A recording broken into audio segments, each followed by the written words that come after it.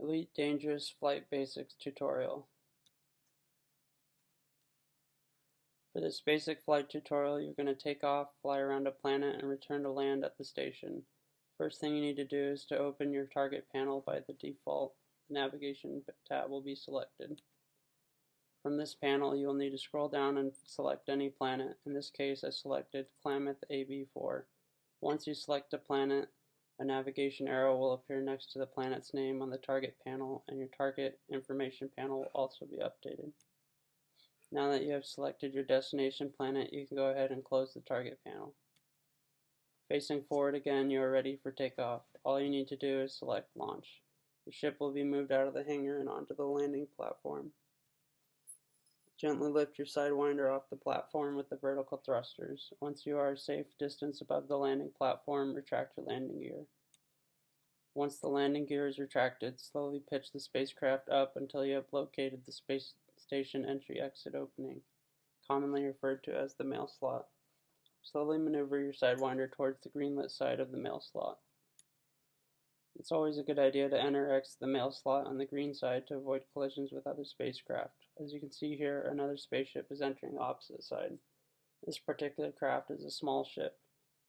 Spacecraft in Elite Dangerous can get a lot bigger, so it's best to use the right-of-way as indicated by the lights. Once you have exited the space station, you'll need to orient your ship to face the planet you are traveling to. If you look on the compass, the planet is behind me and to my left. You know that the planet is behind you because the blue indicator is only an outline. If it was filled in, the planet would be in front of you. Turn your ship so you are facing the planet. You may have to fly around the space station to be properly aligned.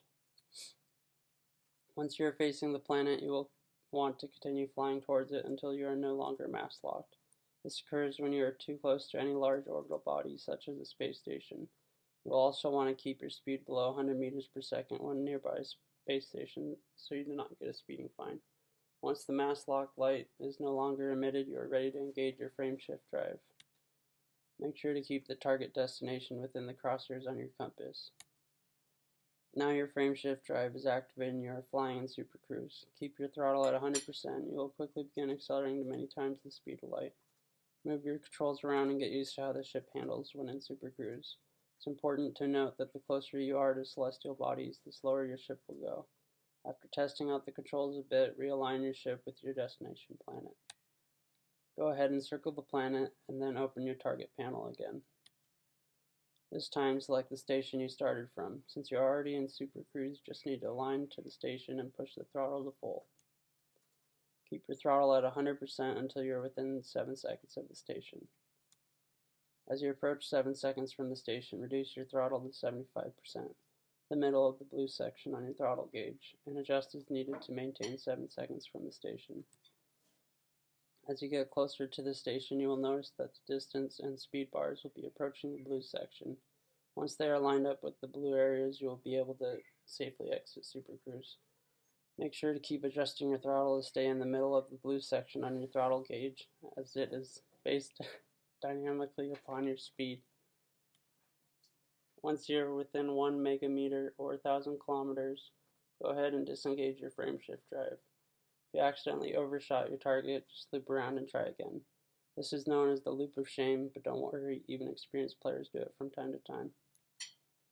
Start heading for the station's mail slot. If you have trouble finding it, look for it on the rotating target information panel. When you're within 7.5 kilometers, open your target panel and select the Contacts tab. From there, select the station and request docking. You will hear a response over the radio directing you to a specific landing pad. You can also see that this information above your radar. You will have 10 minutes to land. If you don't land within that time, you'll be considered loitering and Elite Dangerous. That is an offense punishable by death. I've never come close to using that much time, so I wouldn't worry about it too much. I suggest moving parallel to the mail slot, but away from it and then circling around to approach it directly. If you approach from a bit farther out like this, it makes it easier to line up with the mail slot. Watch for other traffic and make sure to keep your speed under 100 meters a second. If you are going over that speed and you crash into another ship, you'll be responsible for paying its insurance cost. Make a nice, gentle approach to the green side of the mail slot. You will also need to roll your ship to match the rolling of the station. As you get closer to the mail slot, reduce your speed. Just take your time as you go through. Once through the mail slot, look for the highlighted landing pad number. Make your way towards it. It's good to approach the landing pad directly, aiming for the middle. Here's looking at the landing pad from the side. You would never approach from this direction, but you want your ship to be facing the buildings on the right and have the exhaust ramp behind your thrusters as you land, otherwise the game won't recognize it as a successful landing. Also notice that I have a pad loader and a warning. Stay over another landing pad for too long, you'll be destroyed as well.